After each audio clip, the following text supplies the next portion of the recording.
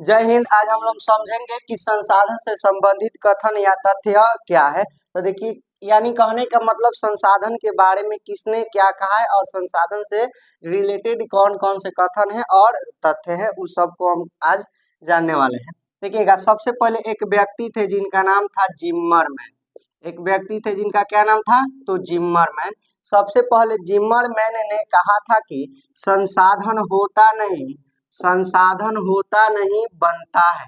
संसाधन होता नहीं बनता है। आपसे कोई पूछेगा कि किसने कहा था कि संसाधन होते नहीं बनते हैं, तो बताइएगा कि जिम्मरमैन। सबसे पहले जिम्मरमैन ने कहा था कि संसाधन होते नहीं बनते हैं, यानी कि बनाए जाते हैं। देखिए, मेधा पाटेकर ने क्या कहा है? मेधा पाटेकर ने कहा है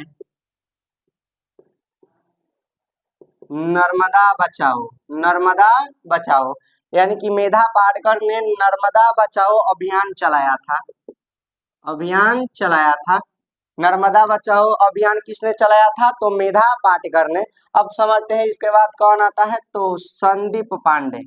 इसके बाद आते हैं संदीप पांडे। और समझते हैं कि यहाँ पर पांडे जी ने क्या कहा है। संदीप पांडे ने कहा है वर्षा जल संचय करो, यानी वर्षा जल को इकट्ठा करने के लिए पांडे जी का है पंडित जी। पंडित यानी कि संदीप पांडे ने कहा है कि वर्षा जल संचय करो। इसके बाद देखते हैं कि महात्मा गांधी ने क्या कहा है। महात्मा गांधी ने क्या कहा है?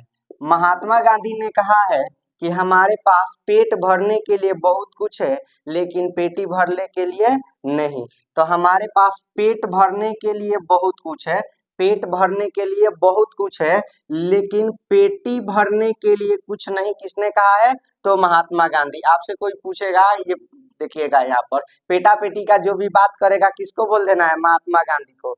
देहात में नहीं कहा जाता है उठा पेटा पेटी चल खेता खेती, कहाँ? तो महात्मा गांधी के पास जाना है। यार असल में पेटा पेटी उठाकर कहाँ चला जाना है? महात्मा गांधी के पास। तो पेटा पेटी से रिलेटेड कोई भी क्वेश्चन पूछेगा इस टाइप से कि हमारे पास पेट भरने के लिए बहुत कुछ है, लेकिन पेटी भरने के लिए कुछ नहीं, तो उसका आंसर हो जाएगा महात्मा गांधी। अब देखिएगा, महात्मा गांधी जितने जितने भी बातें संसाधन के बारे में कहा है, महात्मा गांधी संसाधन के बारे में जितना कुछ भी कहा है उसको उसको लिखा है सुमशेर ने। किसने लिखा है? सुमशेर ने। देखिए, आप कोई बात बोलते हैं तो आपके बात को कोई ना कोई वहां पर क्या करता है, गौर से सुनता है या उसको रिकॉर्ड करता है। तो उसी तरह यहाँ पर संसाधन के बारे में महात्मा गांधी जो कुछ भी कह दिया है उसको किसने लिख दिया है? सुमशेर ने। किसने लिखा है? सुमशेर ने लिखा है। कब लिखा था? तो 1974 ईस्वी में। 1974 ईस्वी में सुमशेर ने यहाँ पर महात्मा गांधी जो कुछ भी कहे थे उसको लिख दिया था। किस पुस्तक में लिखा था? तो small is beautiful. Small is beautiful. Small is beautiful. तो देखिए, यहाँ से कितने टाइप से क्वेश्चन पूछे जाएंगे। यहाँ आपसे पूछे जाएंगे कि महात्मा गांधी ने संसाधन के बारे में जो कुछ भी कहा है उसको किसने लिखा है? तो सुमशेर ने लिखा है। कब लिखा था? तो 1974 ईस्वी में लिखा था। और देखिएगा किस पुस्तक को लिखा था, किस पुस्तक में उनकी विचारधाराओं को लिखा था संसाधन के बारे में जो कुछ भी महात्मा गांधी ने कहा था, तो वो पुस्तक था स्मॉल इज ब्यूटीफुल। तो यहाँ से क्वेश्चन पूछ सकता है स्मॉल इज ब्यूटीफुल के लेखक कौन है? सुमशेर। ये महात्मा गांधी मत कहिएगा, महात्मा गांधी के विचारों को इसमें लिखा गया है। स्मॉल इज ब्यूटीफुल के लेखक सुमशेर है। इन्होंने 1974 में महात्मा गांधी के विचार को स्मॉल इज ब्यूटीफुल पुस्तक में लिखे थे। तो महात्मा गांधी ने कहा था कि हमारे पास पेट भरने के लिए बहुत कुछ है, लेकिन पेटी भरने के लिए नहीं। इस अमृता देवी, राजस्थान में एक जिला है जिसका नाम है जोधपुर। राजस्थान में एक जिला है जिसका नाम है जोधपुर, और जोधपुर में एक गांव है बिश्नोई।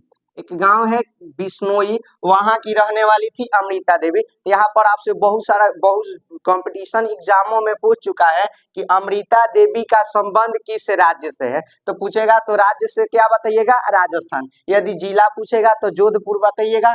यदि आपसे गांव पूछेगा तो बिश्नोई गांव बताइएगा। यानी कि अमृता देवी का संबंध राजस्थान राज्य, जोधपुर जिला और बिश्नोई गांव से है। इसके साथ साथ इनका संबंध इस तरीके से भी पूछ सकता है, वन संरक्षण से है।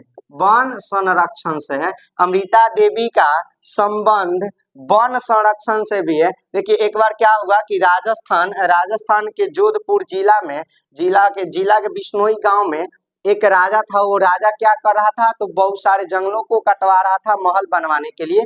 तो इसको रोकने के लिए सबसे पहले कदम अमृता देवी ने उठाई थी कि भाई नहीं, ये आप पेड़ को नहीं काट सकते हैं, आप राजा है तो क्या है, आप प्रकृति का दोहन नहीं कर सकते हैं। यानी कि यहाँ पर अमृता देवी ने उस राजा का विरोध किया और मना किया कि आप इस पेड़ को नहीं काट सकते हैं।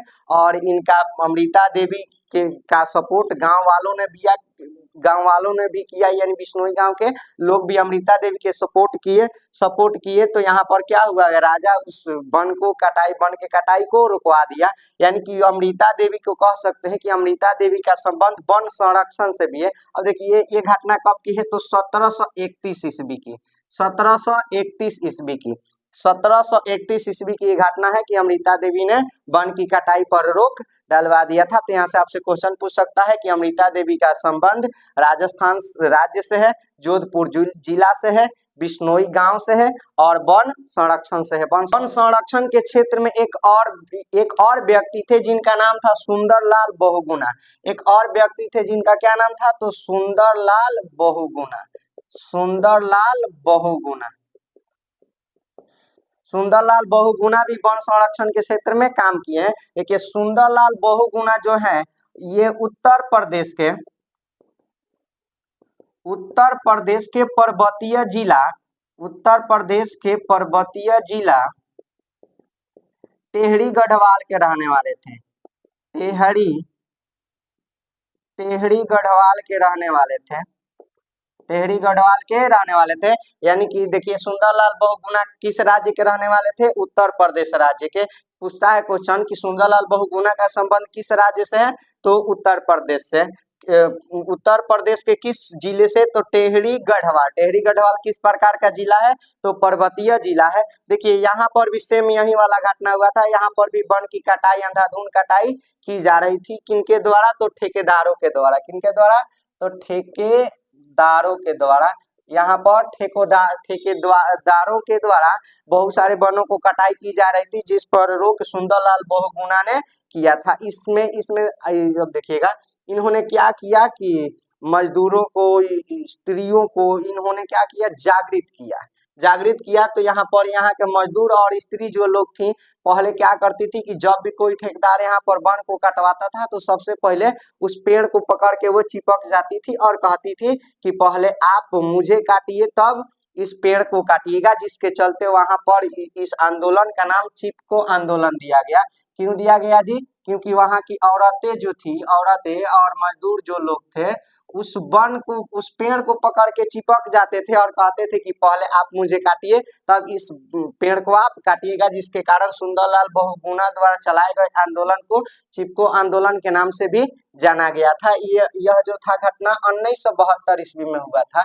शरीर को मजबूती बनाए रखने के लिए शरीर की रीढ़ की जरूरत होती है, मेरुदंड की जरूरत होती है। उसी तरह देश को आगे बढ़ाने के लिए संसाधन एक मेरुदंड का काम करता है। जब तक संसाधन किसी भी देश के पास नहीं रहेगा, संसाधन के साथ साथ वहां पर टेक्नोलॉजी तकनीकी की अभाव रहेगा, वो देश कभी भी विकास नहीं कर सकता है। इस तरह हम कह सकते हैं कि